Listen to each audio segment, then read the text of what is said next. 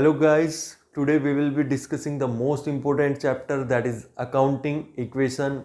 It is very conceptual and very easy chapter and very scoring for class 11th. So what is the concept behind this chapter? Let's discuss the concept. The basic concept or basic funda behind this accounting equation chapter is what the business owns, that is what the business owns is also known as assets, will always be equal to what the business owes, and that will be known as liabilities. So what is the basic funda? That total assets of the business will always be equal to the total liabilities of the business. किसी भी business की assets हमेशा उसकी liabilities के बराबर होती है. This is the basic funda of accounting equation. What are the liabilities? Liabilities can be further divided into two parts. Number one, internal liabilities are those which are towards the owners of the business, proprietor, and the another one is external, that is for the outsiders, like for loan or services or goods received, that is for creditors,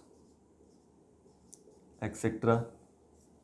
And internal liability include liability for owners, that is capital, and it can also be retained earnings, which we will discuss later on.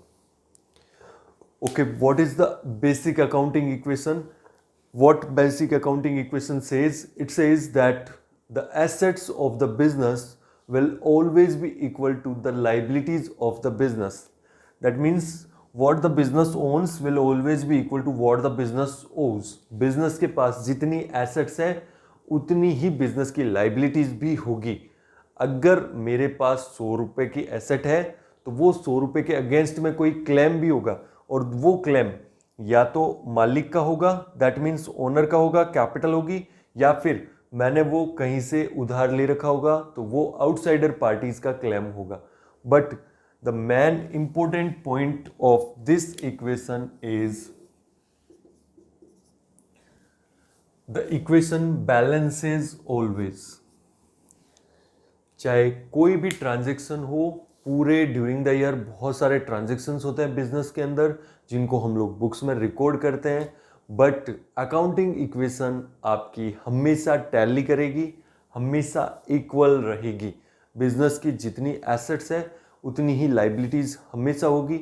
ये कभी भी change नहीं होने वाला है. आज की class में ये प्रूव करने वाले हैं कि ये इक्वेशन कैसे इक्वल रहती है. देखो, अकाउंटिंग इक्वेशन के कंसेप्ट को हम लोग ऐसे भी समझ सकते हैं. ये बच्चों, ये क्या है? ये मेरा शॉप है जिसका नाम आपको पता है, नवीन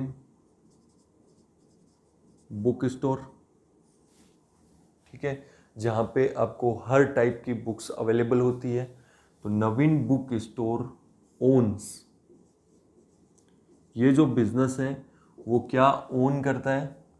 तो हमने देखा कि इस बिजनेस के अंदर क्या क्या है. फर्नीचर, स्टॉक ऑफ गुड्स है, ठीक है, कुछ ना कुछ स्टेशनरी, बुक्स वगैरह पड़ा है, और कुछ कैश है. ओके, तो ये जो बिजनेस है, हमने देखा कि इस बिजनेस के अंदर क्या क्या एसेट्स है.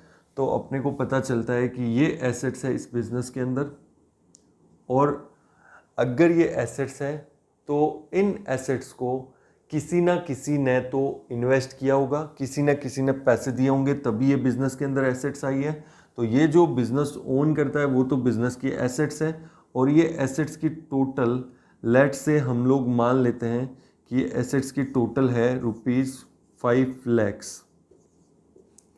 फिर हमने नवीन बुक स्टोर में पूछा कि भाई कोई पैसे आपसे लोग मांग रहे हैं, ये 5 लाख रुपए जो आए हैं, जो एसेट्स आपके पास में हैं, उसकी फंडिंग कहाँ से हो रखी है, वो पैसा कहाँ से आ रखा है, ये 5 लाख रुपए की एसेट्स कहाँ से आई? टोटल मिला के 5 लाख की है। तो पता चलता है कि सबसे पहले तो यहाँ से 2 लाख रुपए आए। कहाँ से? ये बंदा है नवीन सर, यानी कि जिसने बिजनेस स्टार्ट किया था वो उसने सबसे पहले कितने रुपए दिए? 2 लाख रुपए दिए। दैट मीन्स नवीन सर ने क्या इन्वेस्ट की? कैपिटल इन्वेस्ट की, और 2 लाख रुपए वो बिजनेस से मांग रहे हैं। बिजनेस के ऊपर उधारी है कि 2 लाख रुपए नवीन सर को देने हैं, ठीक है, because owner and business is separate. Business और ओनर सेपरेट है, ये बिजनेस एंटिटी कंसेप्ट में हमने समझा था। इसलिए बिजनेस कह रहा है कि नवीन सर को 2 लाख रुपए देने। तो फर्स्ट लाइबिलिटी है नवीन सर के लिए बिजनेस की। देन बिजनेस ने, ये है बैंक, ठीक है, बैंक से लोन भी लिया, बिजनेस करने के लिए लोन भी लिया, और यहां से लोन आया है 2 लाख का। तो ये आपका लोन की भी क्या बन चुकी है? एक लाइबिलिटी बन चुकी है। लोन भी आपको पे करना पड़ेगा। उसी लोन का यूज करके आपने फर्नीचर और स्टॉक परचेज किया है। और फिर आपने यहाँ पे एक और आपकी लाइबिलिटी है जिसको हम बोलेंगे क्रेडिटर्स। क्रेडिटर्स से आपने 1 लाख का गुड्स परचेज किया है। तो क्रेडिटर से भी कुल मिला के आपको 1 लाख रुपए की उधारी मिल रही है। तो टोटल मिला के आपके पास एसेट्स आ गई 5 लैक्स की। और उधर आप देखोगे तो इन एसेट्स के साथ साथ आपकी 5 लाख रुपए की लाइबिलिटीज भी बन चुकी है। इसी को हम लोग अकाउंटिंग इक्वेशन बोलते हैं कि एसेट्स जो होती है बिजनेस की, उसके अगेंस्ट में हमेशा आपकी उतने ही रुपए की एग्जैक्टली सेम अमाउंट की लाइबिलिटीज भी बिजनेस के अंदर होगी ही होगी। इसी को हम लोग बोलते हैं अकाउंटिंग इक्वेशन। यानी यहाँ पे अगर हम लोग देखें तो टोटल एसेट्स, इन सारी एसेट्स को अगर टोटल करूँ तो 5 लाख है, और अगर इन लाइबिलिटीज को यानी कैपिटल प्लस लाइबिलिटीज को टोटल करूँ तो ये भी हमारी 5 लाख है। और इसी इंफॉर्मेशन को हम लोग जब इक्वेशन फॉर्मेट में लिख देते हैं, एक मैथमेटिकल एक्सप्रेशन के अंदर शो करते हैं, तो उसको हम लोग बोलते हैं अकाउंटिंग इक्वेशन और balance sheet equation. What is balance sheet? Let's discuss. So here you can see the balance sheet of a business. Balance sheet is prepared at a particular point of time to show the assets and liabilities of the business. देखो, balance sheet को एकदम simple भाषा में समझते हैं कि जितने भी अपने बिजनेस के अंदर एसेट्स हैं वो सारे एसेट्स राइट हैंड साइड के अंदर शो करते हैं, जितनी भी लाइबिलिटीज है और या कैपिटल है उसको लेफ्ट हैंड साइड में शो करते हैं। और ये बैलेंस शीट हर टाइम पे आपकी इक्वल रहती है, मैच रहती है, बैलेंस रहती है, इसीलिए इसको हम लोग बोलते हैं बैलेंस शीट। ठीक है, एक तो ये सारे बैलेंस शीट, जितने भी बैलेंसेज है वो इसके अंदर रिटन डाउन किए जाते हैं, और ये हमेशा बैलेंस रहती है, इक्वल रहती है, टैलिड रहती है, इसीलिए इसको हम लोग बोलते हैं बैलेंस शीट। और ये जो बैलेंस शीट है इसी को हम लोग अकाउंटिंग इक्वेशन फॉर्मेट में लिख सकते हैं। यानी कि एक तरफ सारी एसेट्स की टोटल, एक तरफ लाइबिलिटीज एंड कैपिटल की total is will always be equal to, and that is the basic accounting equation. और ये इक्वेशन आपके बहुत सारे ट्रांजेक्शन्स के बाद भी टैली करती है। अमाउंट चेंज हो सकता है, एसेट्स लाइबिलिटीज में चेंजेस होंगे, बट जो फाइनल टोटल आएगी वो टोटल हमेशा टैलिड रहेगी। ठीक है, तो सर हमेशा टैलिड रहेगी, कंफर्म है? बिल्कुल कंफर्म है ये, क्योंकि ड्यूल एस्पेक्ट प्रिंसिपल के ऊपर डिपेंड है, जो कहता है कि every transaction will have at least 2 effects. ठीक है, तो अकाउंटिंग इक्वेशन की कुछ कैरेक्टरिस्टिक्स है, वो क्या कैरेक्टरिस्टिक्स है वो हम लोग देखते हैं। So what are the basic fundas of accounting equation? The first is the fundamental accounting equation, also called as balance sheet equation, represents the relationship between assets, liabilities and capital, and it is the most important relationship in accounting. Assets will always be equal to liability and capital.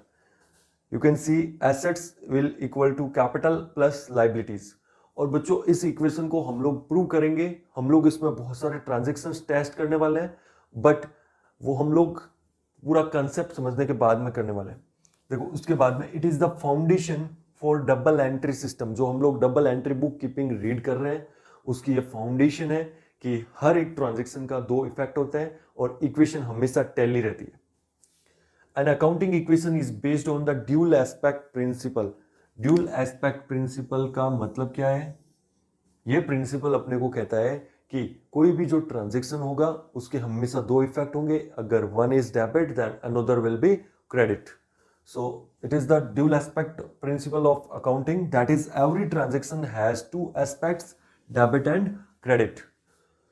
An accounting equation always holds good, always, कुछ भी हो जाए लेकिन equation हमेशा equal रहेगी, hold true with every change that occurs due to transaction entered into, चाहे आप कितने भी ट्रांजेक्शन को, बट अकाउंटिंग इक्वेशन हमेशा आपकी इक्वल रहेगी।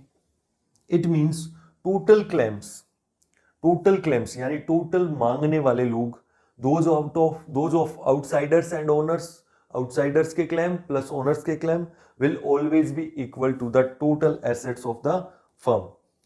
जितनी भी एसेट्स है फर्म की, आउटसाइडर के क्लेम्स हमेशा उसके इक्वल टू होंगे। और ये जो है इसी को हम लोग बेसिक इक्वेशन बोलते हैं या फंडामेंटल इक्वेशंस बोलते हैं। एसेट्स के अंदर आपके बहुत तरह की एसेट्स हो सकती है, furniture, machine, building, cash, goods, वो सारी एसेट्स की टोटल। इधर आपकी कैपिटल यानी मालिक ने क्या पैसे लगा रखे हैं, प्लस लाइबिलिटीज, दैट मीन्स अलग अलग तरह की आपकी लाइबिलिटीज हो सकती है जो लोग आपसे पैसे मांगते हैं। तो हमेशा आप कभी भी किसी भी पॉइंट पे बिजनेस के अंदर जाकर के जब आप ये सिचुएशन चेक करोगे, आप लोग बैलेंस शीट फॉर्मुलेट करोगे, तो उस बैलेंस शीट में आप लोग पाओगे कि ये जो इक्वेशन है वो हमेशा मैच हो रही है, टैली हो रही है, बशर्ते आपने कोई गलती नहीं की है। अगर आपने मिस्टेक की है, आपने कुछ एंट्रीज गलत रिकॉर्ड किया है तो मिसमैच हो सकती है, अदरवाइज अकाउंटिंग इक्वेशन हमेशा मैच रहती है। सर ये इक्वेशन हम लोग क्यों पढ़ रहे हैं? क्योंकि बिगिनर्स के लिए, जो बच्चे अकाउंट्स का थोड़ा बहुत नॉलेज रखते हैं या फिर एकदम नए हैं, उनको ये जानना बहुत जरूरी है कि कौन सा ट्रांजेक्शन होने से कहाँ का इफेक्ट आता है, कौन सी एसेट इंक्रीज हो जाती है, कौन सी लाइबिलिटीज डिक्रीज हो जाती है, और ये सब ट्रांजेक्शन होने के बाद भी ये मैच कैसे रहती है। ठीक है, तो ट्रांजेक्शन्स के इफेक्ट कहाँ कहाँ कैसे कैसे आते हैं, कौन सी एसेट इंक्रीज करते हैं, कौन सी डिक्रीज होती है, ठीक है, कौन सी लाइबिलिटी इंक्रीज डिक्रीज होती है, मालिक की कैपिटल कब इंक्रीज डिक्रीज होती है, ठीक है, उसके बाद में फाइनली जो इक्वेशन बनती है उससे हम लोग बैलेंस शीट कैसे बनाते हैं, ये सारे कंसेप्ट इस चैप्टर के अंदर हम लोग समझने वाले हैं डिटेल के अंदर। पूरा का पूरा प्रैक्टिकल चैप्टर है, जितना भी थ्योरी था वो सारा हमने आज की क्लास में रीड कर लिया। इससे ऊपर की थ्योरी एक पॉइंट भी नहीं है पूरे चैप्टर के अंदर। बस आपको एसेट्स, लाइबिलिटी और कैपिटल ये सब के मीनिंग पता होना चाहिए। तो अगर आपने प्रीवियस क्लासेस नहीं देखी है तो प्रीवियस क्लासेस जरूर गो थ्रू हो जाओ, जो अकाउंटिंग बेसिक्स की प्लेलिस्ट में आपको मिलेगी। आज की क्लास में हम लोग खाली कंसेप्ट ही डिस्कस किए हैं। जो नेक्स्ट वीडियो है उसके अंदर हम लोग अकाउंटिंग इक्वेशन के कुछ ट्रांजैक्शंस प्रैक्टिस करने वाले हैं, क्वेश्चन करने वाले हैं। तो वो वीडियो जरूर देखना, तभी पूरी चीजें क्लियर हो पाएगी। Okay, thank you.